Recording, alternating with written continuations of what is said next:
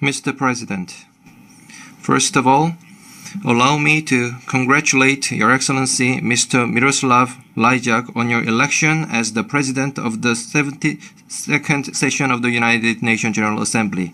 I look forward to successful outcome of the present session under your able guidance. Before going into the main points in my debate, I feel forced to make comments on the speech uttered 4 days ago by someone called the US President that rendered this sacred UN arena tainted. Since Trump uttered such reckless and violent words provoking the supreme dignity of the Democratic People's Republic of Korea at this very platform, I think it is fair enough for me to make a response in the corresponding tone.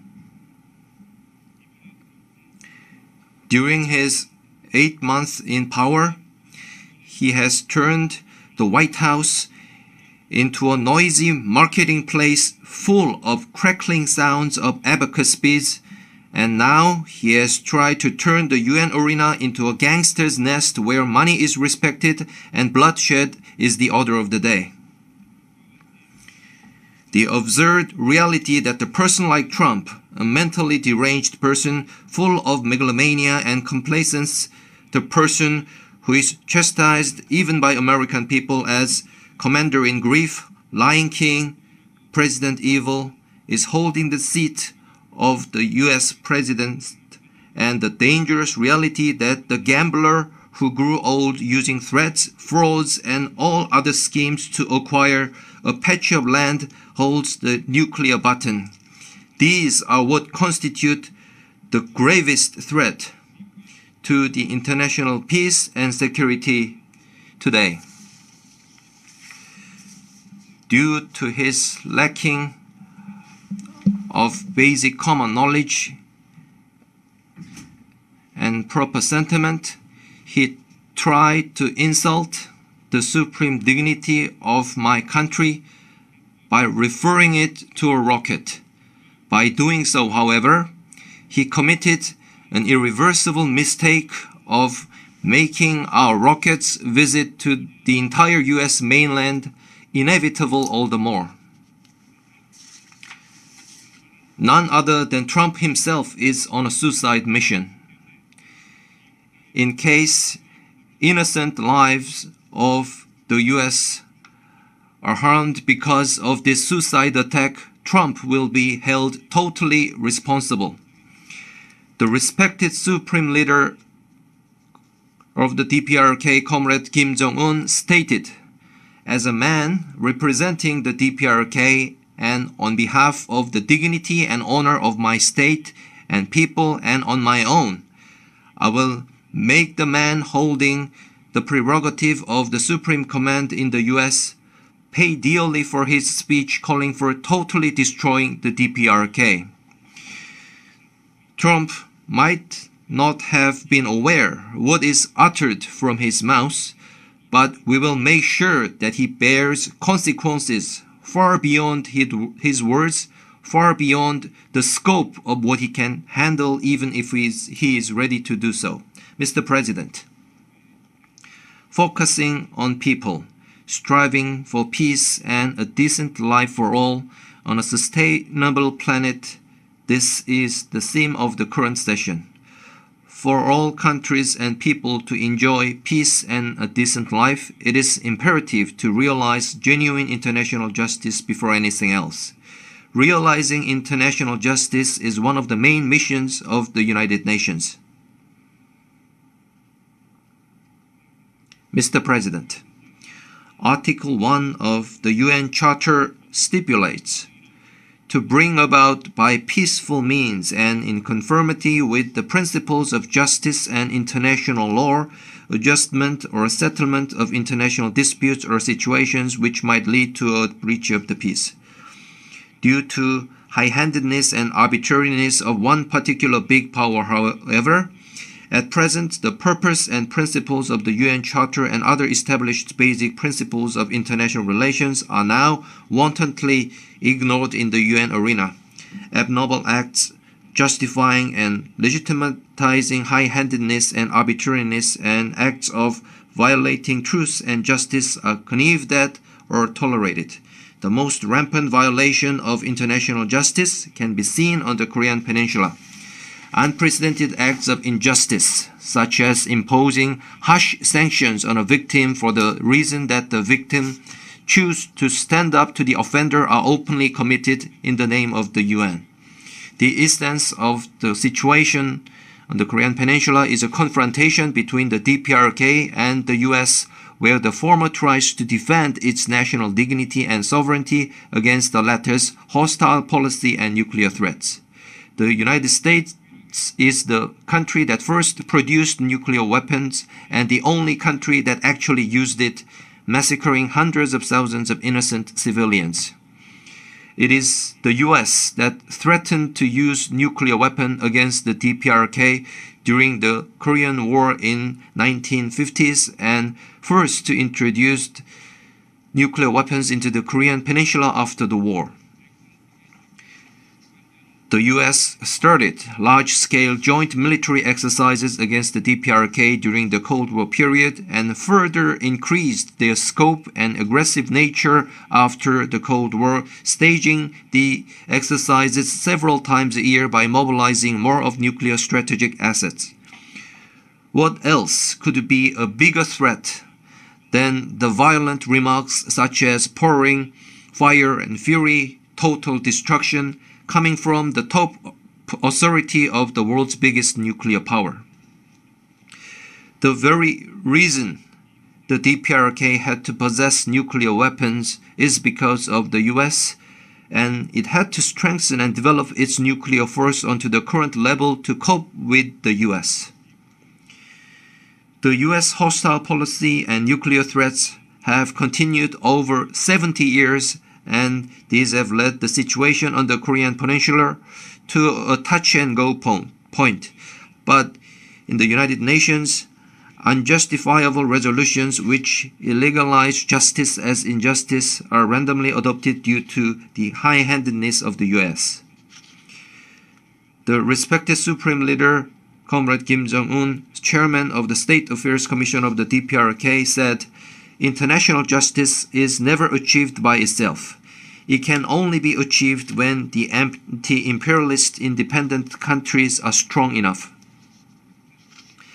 Unless true international justice is realized, the only valid philosophical principle is that force must be dealt with force, and nuclear weapons of tyranny must be dealt with nuclear hammer of justice." The possession of nuclear deterrence by the DPRK is a righteous self-defensive measure taken as an ultimate option pursuant to this principle. Recently, the DPRK has successfully conducted ICBM mountable H-bomb test as a part of the efforts to achieve the goal of completing the state nuclear force. With this, the DPRK has entered a phase of completing the state nuclear force in accordance with its line of simultaneous development of the economy and the nuclear force. Our national nuclear force is, to all intents and purposes, a war deterrent for putting an end to nuclear threat of the US and for preventing its military invasion. And our ultimate goal is to establish the balance of power with the US. Distinguished delegates of all countries attending this session are aware of the fact that the DPRK, unlike other nuclear weapon states, made public every time to the world the test process and its result in all stages of the development and advancement of its nuclear force. Since the war deterrent for safeguarding peace and security of the Korean Peninsula and the region is strengthened enough, the United States and its followers must now think twice before launching military provocation against the DPRK. Although they talk about fire and fury, total destruction and whatever, every time they have to add various conditions such as hopefully this will not be necessary, that is not our first option, and so on. Accordingly, We are convinced that peace and security of the Northeast Asia and the region as a whole have been as much consolidated. We do not need anyone's recognition of our status as a nuclear weapon state and our capability of nuclear strike. The ICBM, marked with sacred name of the DPRK, flew over the universe above the endless blue sky. The warhead of our rocket left its trace on the blue waves of the Pacific Ocean, and the tremendous explosion and vibration of the hydrogen bomb were recorded by this planet. Although our decision to possess nuclear weapons was an inevitable option forced by the United States, it resulted in our country achieving the status of nuclear weapon state and a rocket power, and this prestige has now become an immortal destiny of the DPRK. Mr. President, the failure of the United Nations in fulfilling its role in realizing genuine international justice is primarily related to the undemocratic old practices of the Security Council. It is none other than the Security Council which disregards the UN Charter from the very first article and only acts in pursuit of the will and interest of its permanent member states. It is not incidental that the issue on reform of the Security Council had already been decided in 1992 by Resolution 47/62 at the 47th session of the UNGA. Since then, the UNSC reform issue has been discussed at the UNGA every year during the past 25 years, but without any progress at all. This fact itself clearly shows how deeply the current prominent members are obsessed in their anachronistic vested interests. One permanent member alone can veto the general will of over 190 UN member states. Such an undemocratic UN organ is the Security Council. At this forum, I would like to once again remind all the distinguished delegates of the unjust and unfair nature of the resolutions adopted by the Security Council against the DPRK. First, the Security Council fabricated illegal and double-standard resolutions which only prohibit the satellite launch of the DPRK in violation of the international law prescribing peaceful use of outer space as a sovereign right of every state, and without taking any issue with all other satellite launching countries. Second, the Security Council cooked up illegal and double-standard resolutions which arbitrarily prohibit only the nuclear tests of the DPRK, although nuclear test strictly belongs to the sovereignty of every state, since the international law on prohibition of nuclear tests has not yet entered into force, and there are countries that conducted many more nuclear tests.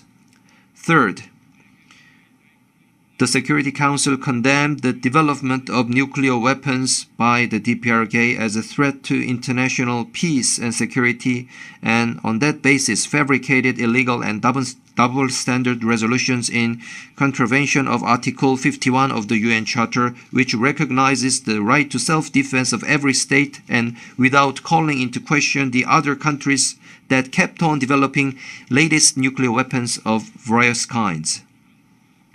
The reason these unjust and unfair resolutions continue to be adopted is that the permanent members of the Security Council, all nuclear powers, have common interest in maintaining their monopolistic nuclear status. The permanent members of UNSC are talking much about non-proliferation of nuclear weapons.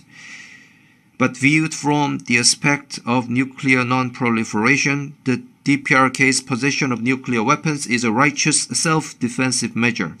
Actually, the international agreement on nuclear non-proliferation was possible because the nuclear weapon states had made the promise not to threaten non-nuclear weapon states with the nuclear weapons. Article 10 of the NPT stipulates that each party shall have the right to withdraw from the treaty if it decides that its supreme interests have been jeopardized. This article recognizes that the supreme interests of states are above the nuclear non-proliferation. After all, the U.S. itself impeded the international efforts for nuclear non-proliferation by not giving up the nuclear threat against the DPRK, but rather compelling the latter to possess nuclear weapons. This eloquently shows that the anti-DPRK resolutions are not based on any established principles and that they are nothing less than the products of undemocratic old practices of the Security Council and the conspiracy and collusion of the forces obsessed only in their vested interests. The U.S. claims that the DPRK's possession of H-bomb and ICBM constitutes a global threat, even at the UN arena. But such claim is a big lie, which is just tantamount to the notorious big lie faked up by the U.S. in 2003 about the existence in Iraq of weapons of mass destruction in order to invade that country.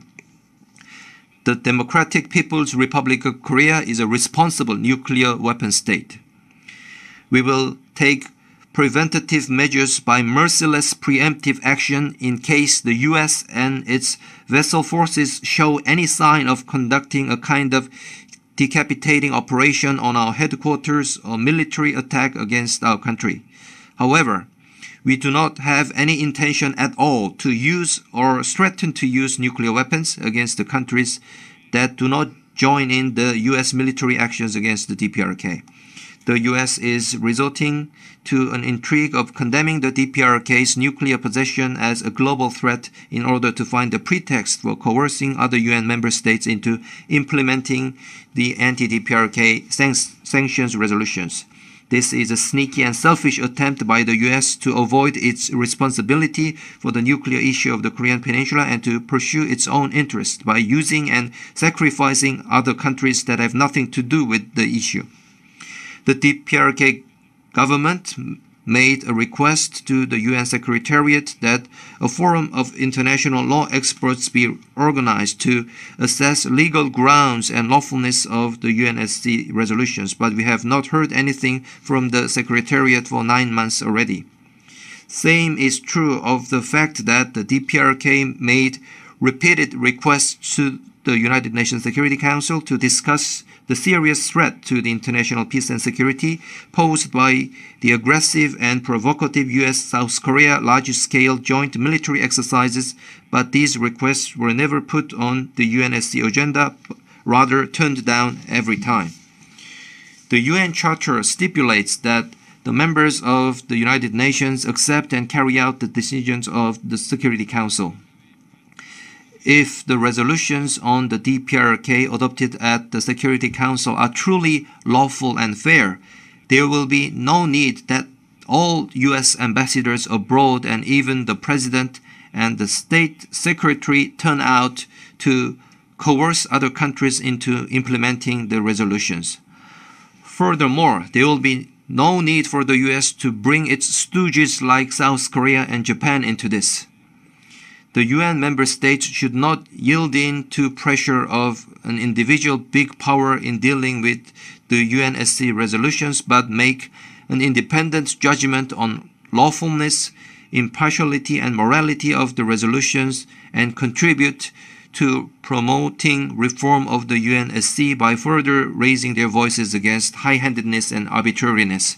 Mr. President, the U.S. had put sanctions against our country from the very first day of its foundation, and the over 70-year-long history of the DPRK can be said, in a sense, a history of struggle persevering along the road of self-development under the harshest sanctions in the world. Through such a prolonged and arduous struggle, now we are finally only a few steps away from the final gate of completion of the state nuclear force. It is only a forlorn hope to consider any chance that the DPRK would be shaken an inch or change its stance due to the harshest sanctions by the hostile forces. The day will certainly come in the near future when we settle all damages inflicted to our peaceful economic development and improvement of the people's livelihood and all the sufferings imposed on our innocent women, children, and the elderly by the heinous and barbaric sanctions against our republic. The DPRK already organized a National Damage Investigation Committee to make comprehensive study of total damages inflicted on our republic by all kinds of sanctions. This committee will thoroughly investigate and compile all physical and moral damages imposed upon the DPRK by the U.S., its followers, and also by those countries that submitted to the U.S. coercion. When this racket of sanctions and pressure reaches a critical point, thus driving the Korean Peninsula into an uncontrollable situation, investigation results of this committee will have a huge effect in holding those accountable. Mr. President, my delegation takes this opportunity to extend strong support to and solidarity with the Cuban government and people who are fighting to defend national sovereignty and realize international justice against the high-handedness, arbitrariness, and unilateral embargo of the U.S. We also express strong support to and solidarity with the government and people of Venezuela who are fighting to defend the national sovereignty and the cause of socialism. The unjust and contemptible acts such as turning a blind eye to the heinous acts of Israel while condemning in every manner only the Syrian government fighting to protect its national sovereignty and security should not be tolerated any longer. The DPRK government will certainly defend peace and security of the country with its powerful nuclear deterrence and also contribute to safeguarding world peace and security. Thank you, Mr. President.